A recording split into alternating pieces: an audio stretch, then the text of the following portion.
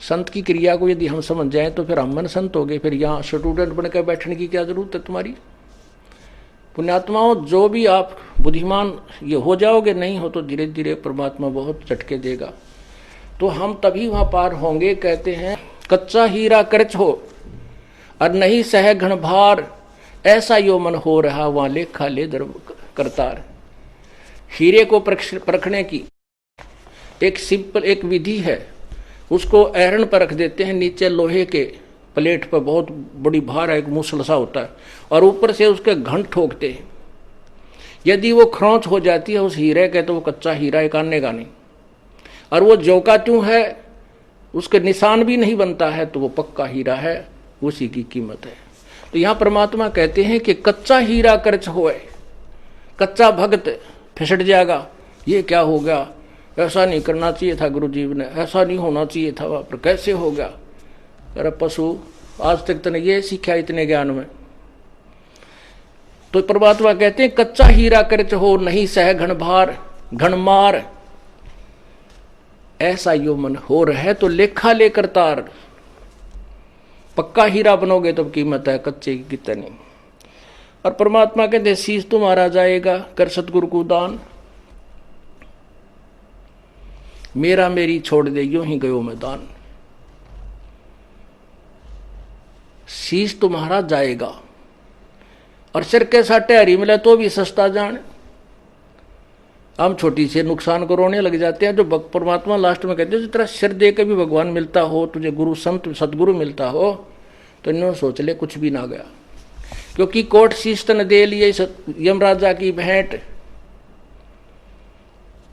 और एक शीश देकर देख ले अपने सतगुरु जी की भेंट। कोट शीश तन दे लिए यमराजा की भेंट, ये तो धकेत ले है। और एक शीश देकर देख ले सतगुरु अपने की भेंट। भेंट होती सब इच्छा से देना, और फेंट है झटके में, कोई फटकारा मार के, कोई झटका दे के, कोई किसी प्रकार खत्म कर देना। कहते एक शीश दे। शीश कैसे देना है, सिर सौंप्या गुरुदेव को सफल होया यो शीश, नतानंद इस शीश पर आप बसे जगदीश। शीश कैसे देना है, गुरु जी की आज्ञा का पालन करना है। गुरु जी कहेंगे शराब मत पी, बीड़ी मत पी, मांस ना खा, चोरी मत कर, ठगी ना कर, और ये साधनाएं मत करना। तो हमने उनकी प्रत्येक आज्ञा का पालन करना चाहिए। चाहे हमने वो ऐसा लगे कि ये ठीक नहीं है तो वो गलत है, उसको नहीं। क्योंकि हमारी बुद्धि इतनी अच्छी होती तो हम पहले ही चले जाते भगवान के दरबार में, या धक्के खाते ना अंडते।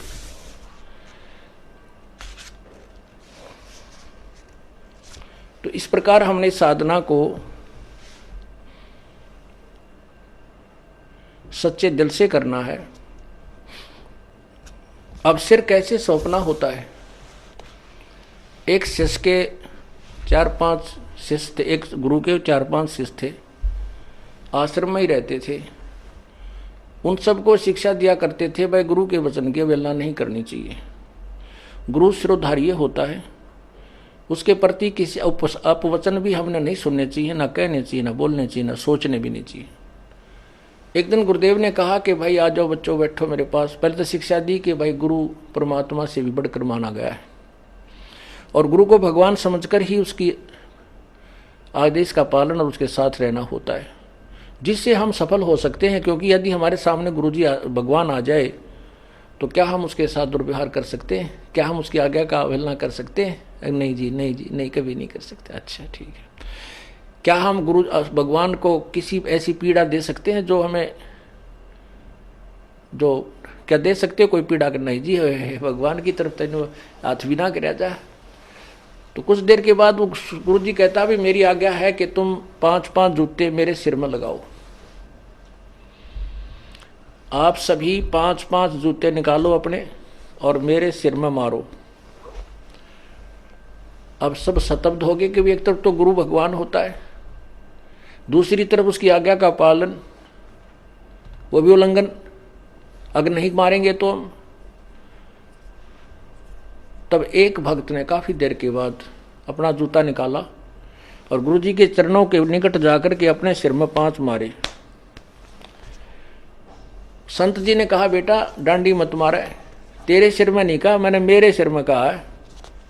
तब उसने कहा, गुरुदेव ये दास का शीश भी तो आप ही का तो है, आपके शीश पे मार रहा हूं। तब उसको सीने से लगा लिया। धन है बेटा, बुद्धि भी चाहिए थोड़ी सी इस भक्ति मार्ग में। अकलबंद एक घना, बिना अकल क्या लख। तो ऐसे परमात्मा कहते, सिर सौंपया गुरुदेव को, सफल हुआ यो शीश। संत जी कह रहे हैं, और नितानंद इस शीश पे आप बसे जगदीशी। मारा रहा नहीं उसका है, इसने मारो तो छोड़ो, रखो तो खत्म करो, तो काल भी अड़प लेगा किसी दिन। भगवान लेगा तो ठीक ठिकाने तो रखेगा, मनुष्य जन्म दे देगा तो किरा कित गधा बना के छोड़ देगा। इसलिए हमने अपने परमपिता पर पूर्ण विश्वास रखना चाहिए।